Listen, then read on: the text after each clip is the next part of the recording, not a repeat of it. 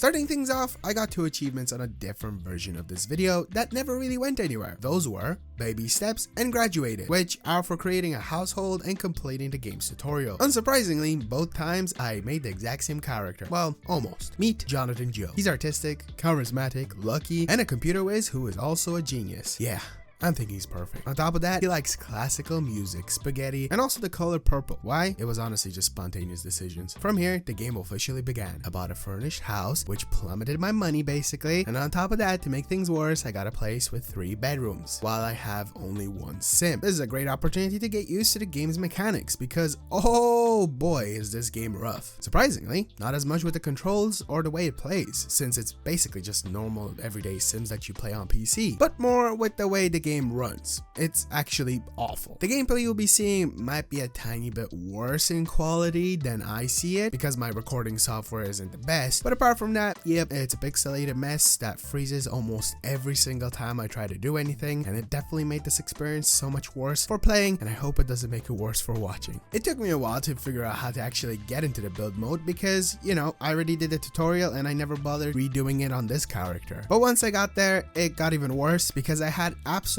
no idea how to get rid of walls. It's been a while since I've played a Sims game. So for now, I'm gonna have this like little rectangle over here, which is basically one of the rooms just really shrunk down because that's all I could figure out that I could do. And as for this other room, I'm gonna treat it as a little office. But since I have no money, for now we're just gonna have a desk and a chair. The PCs inside this game are way too expensive, and right now Jonathan and I are pretty broke. From there, some neighbors ended up coming around to say hi, and since like a good chunk of the achievements require me to not only specifically interact with Sims, like becoming their best friend or date them or woohoo, I got Jonathan going right off the bat. He met Georgia and Willow, with who I had him talking to most of the time, and because of that, Georgia just decided to do this. She absolutely just bolted off back home.